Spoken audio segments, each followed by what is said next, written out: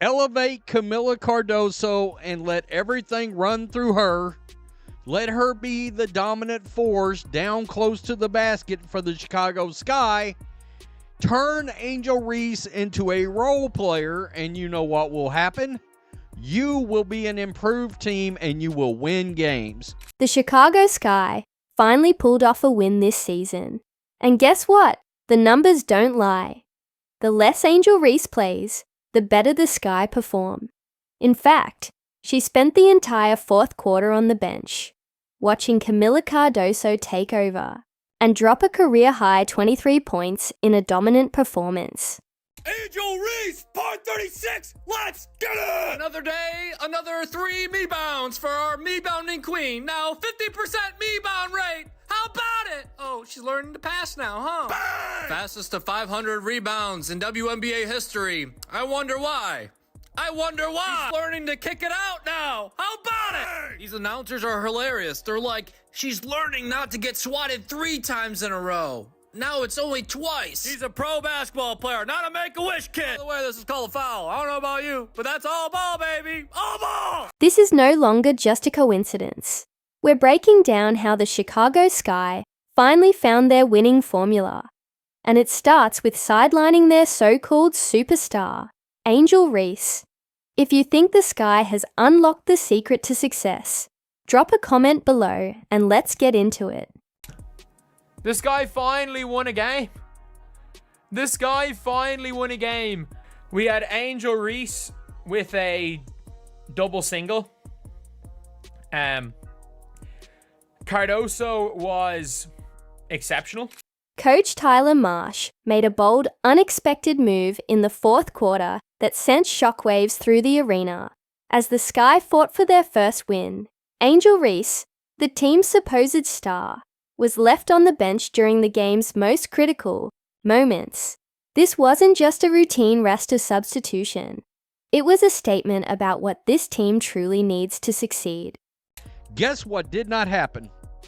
No double-double for Angel Reese equals victory for the Chicago Sky. She should be your 4th or 5th offensive option because she can't shoot. She still couldn't shoot last night. That's just a fact. She still could not shoot the basketball. The numbers tell the story loud and clear. Coach Marsh couldn't overlook Angel Reese's inefficient 2 for 6 shooting and constant forced plays any longer. She went 0 for 3 in the first quarter and ended the half with just 1 point. This wasn't just an off night. Reese was pressing too hard, taking low-quality shots and hurting her team's chances with a 33% shooting clip at a time when every bucket mattered. Angel Reese, I'm sorry, y'all, she's not a star basketball player. She's a star person. Her game is she can be a great role player. You can be a star in your role. Draymond Green is a star in his role. Angel Reese can be a star in her role, rebounding, creating havoc, creating extra possessions. She play hard on the defensive end. Angel Reese can be a good player for a good team. Her role has to be defined. You don't need her trying to be a scorer. What made the situation even more significant was that this was Reese's first professional matchup against Paige Buchers, adding extra pressure to every possession. While Buchers was out there putting up 15 points, handing out 8 assists, and playing like a complete, polished pro, Reese struggled to find any offensive rhythm. The contrast was glaring, and it all played out on live TV for everyone to see. She's not efficient at all, and the lack of efficiency in her shooting leads to losses. Right here, 97-92. This was in Chicago. Let's just scroll down here. Angel Reese, 25 minutes, 2 of 6 from the field, 33%. You're 6'4", 33%. I mean, honestly, 9 rebounds, 5 assists, 6 points. You're right in your lane. Yeah, you're right in your lane. Coach Marsh's post-game comments shed light on the decision to bench Reese. pointing out that she needs to focus more on rebounding and facilitating rather than forcing shots. Marsh did mention that Reese was dealing with some hand discomfort, which might have affected her shooting. But let's be honest, is that just another excuse? I think that's who Angel is in the best way. That's what her skill set allows her to be. Marsh said, For the Chicago Sky, in the first half, it was all Cardoso. Cardoso ended the game with 23. Cardoso in the first half she had her first 10 points for the team. So she had 23. The contrast was hard to miss. Reese finished with just 6 points on poor shooting, while her replacement came in and immediately made impactful plays. The real question wasn't whether benching Reese was the right call, but whether the Sky finally started to click as a team once she was off the court. The way Angel played in the fourth is the way she probably should be playing. She's a good role player. She's a good role player. Like, it was a solid performance. Like, she made a couple of extra passes. She kind of swung one or two times and the team won a few times. And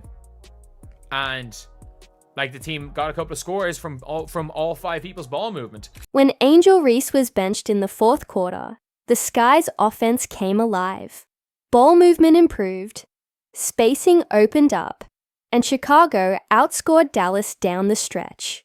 Instead of forcing tough shots, players made the extra pass, and for the first time in a while, the team looked like a cohesive unit, not just individuals chasing stats. While Reese sat on the bench learning some tough lessons, something unexpected unfolded on the court, a glimpse of what the Sky could truly become when they stopped forcing the offense through a struggling star. Kamilla Cardoso, who had never scored more than 15 points in a game and often played in Reese's shadow, suddenly became the focal point. The game wasn't supposed to belong to her, but it did. Kamilla Cardoso had her best game of the season. Might have had the best game of her young career. To be honest, I don't really remember. She had a couple decent games her rookie year, but I don't really remember her having a game as good as this one. The shift was immediate. Cardoso opened the quarter by scoring the Sky's first 10 points, showing a level of aggression and confidence that caught everyone off guard. She attacked the rim with purpose, made smart reads in the post, and quickly established herself as a legitimate offensive threat. That early scoring burst gave Chicago something they'd been missing all season, a reliable scoring option who didn't force the game, but let it come to her. Kamilla Cardoso. Guess who finally got more minutes than Angel Reese in a ball game? Hell has frozen over, I guess. But finally, they ran this whole shooting match through Cardoso. You know what made this even more compelling? Sky veteran point guard Courtney Vandersloot fully backed the shift in strategy, saying, "We need to play through her more often because she needs to touch the ball a lot, and I think she understands the game really well." Vandersloot saw what everyone else was witnessing. Cardoso was making smart decisions and capitalizing on her chances.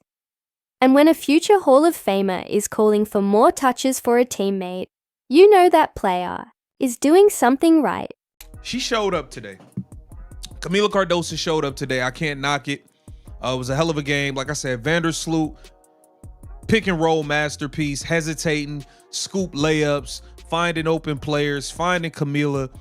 It was a hell of a game from Sloot. Ariel Atkins showed up back-to-back games, getting busy, being that scorer that Chicago needs, that scorer, that shot creator, that late in the shot clock guy where it's like, hey, it's late in the shot clock. We got 6 seconds left. We need you to go get a bucket. Ariel Atkins is showing she could step up and be that player for the Chicago Sky.